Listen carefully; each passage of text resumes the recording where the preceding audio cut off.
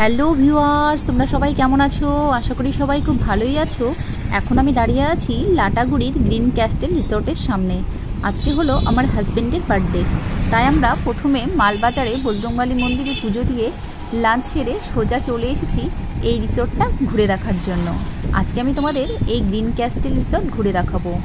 এই রিসোর্টটা হলো মেন রোডের সাথে একদম লাগানো। আজকে আমরা এই রিসোর্টের ভেতরেই কেক কাটিং করব। চলো এবার রিসর্টের ভেতর থেকে ঘুরে আসি। লাটাগুড়ির সব রিসর্টগুলোই কিন্তু সবুজে ঘেরা, খুব সুন্দরভাবে সাজানো গোছানো। দেখো এই রিসর্টের ভেতরটাও কি সুন্দর করে সাজানো। এই যে সামনে যে ছোট ছোট কটেজগুলি তোমরা দেখতে পাচ্ছ, তোমরা চাইলেই এখানে নাইট স্টে করতে পারবে। এখানে থাকতে হলে ভাড়া পড়বে পার ডে 2500 টাকা করে প্লাস জিএসটি। খাওয়ার খরচা কিন্তু সম্পূর্ণ নিজেদেরকেই করতে হবে। এই রিসর্টের ভেতরে রেস্টুরেন্টও আছে।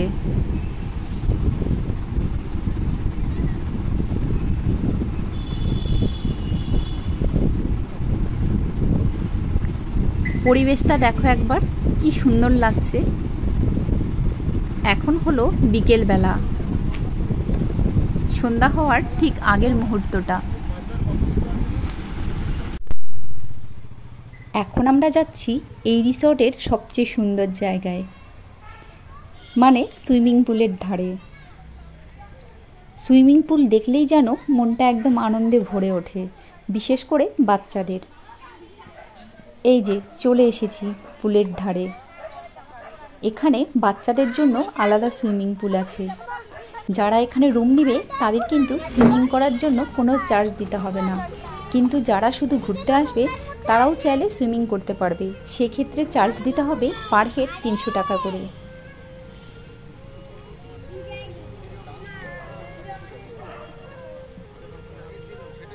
এই যে এটা হলো ওয়াশরুম।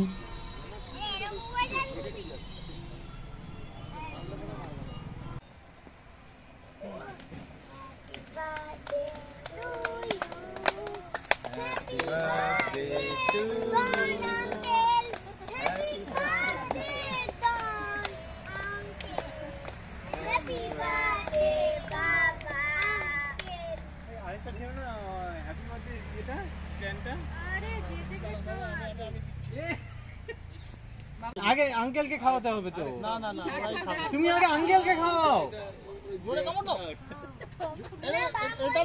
আচ্ছা এইটা না, এটা আঙ্কেলকে খাইয়ে। এই যে এই যে এটা না আঙ্কেল, এই এটা নিচে তুমি আঙ্কেলকে খাইয়ে দাও।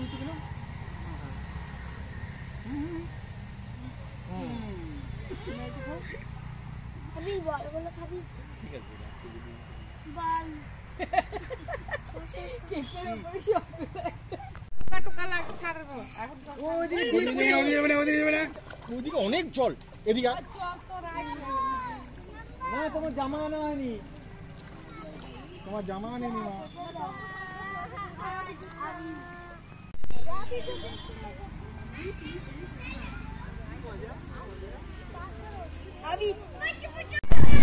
এটা হলো এই রিসর্টের রিসেপশন।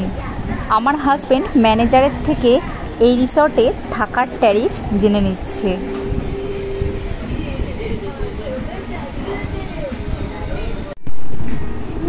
রিসেপশনের সাথেই লাগোয়া হলো এখানকার রেস্টুরেন্ট।